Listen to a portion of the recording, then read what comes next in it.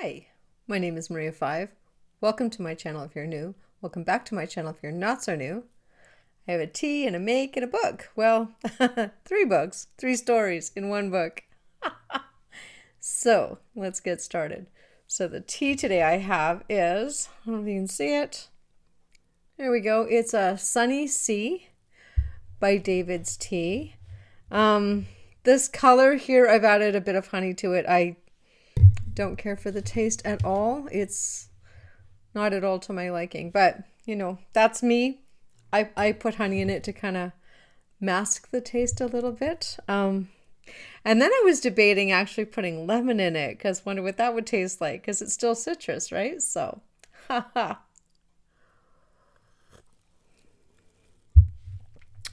We'll see, but it is rather yellow, which is good because yellow is one of those Easter colors and it's Easter tomorrow. So happy Easter to everybody out there who celebrates Easter. Easter is one of those really odd holidays. I have memories of going on an Easter egg hunt with my sister.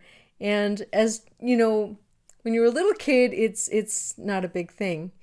But as you get bigger, it's a bigger thing to find the most eggs.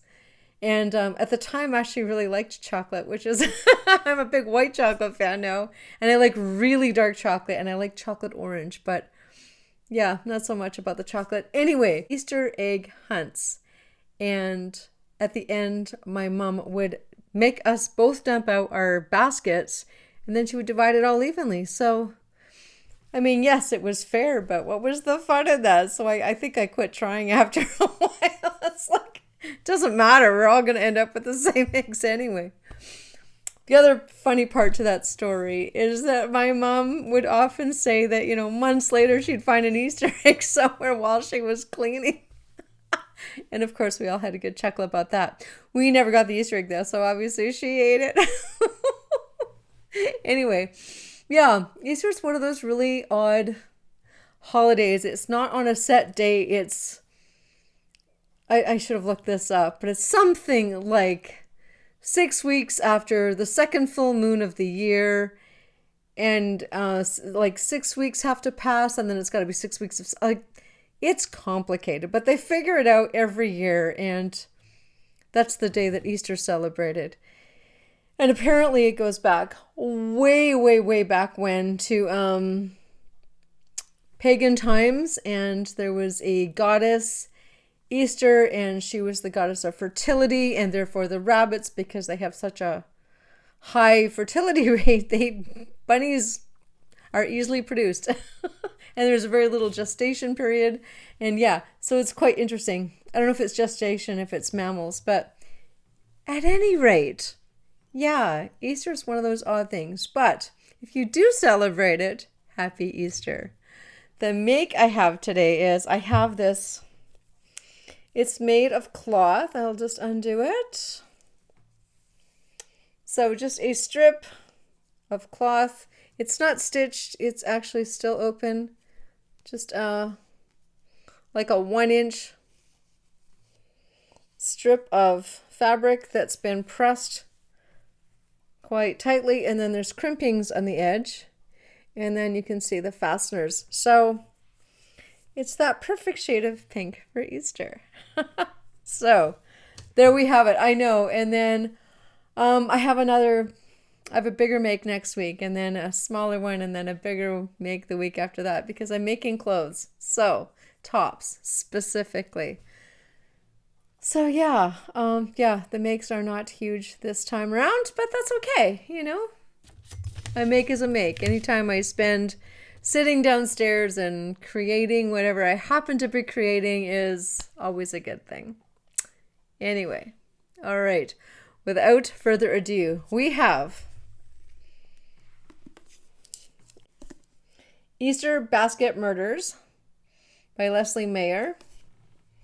And it's actually a book of 3. There are 3 stories in here. We have the novellas. Actually, none of them are over 300 pages. But we have Easter Basket Murder by Leslie Mayer. We have Death by Easter Egg by Lee Hollis, and Hopped Along by Barbara Ross. As you can imagine, Easter stories are not all that particularly common. So, I was a little hard pressed, but the novella Easter Basket Murder was a good story. It was cute. We're in Tinker's Cove, a small town in Maine, and we have Lucy, who is a reporter for the local paper,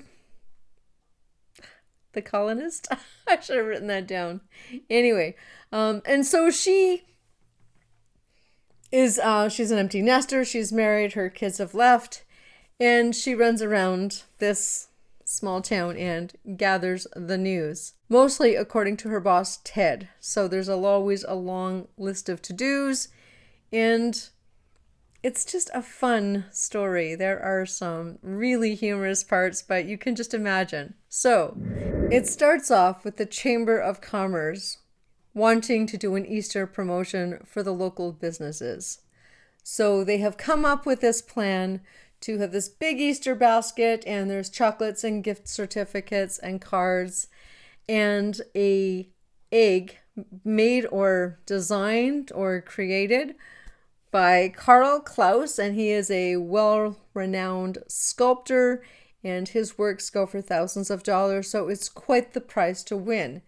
And how you win is you go around to the local businesses, and they have been given sheets of colored Easter egg stickers, and you get a card, and you have to get 10, and you get a sticker for every $10 or more you spend at a certain business.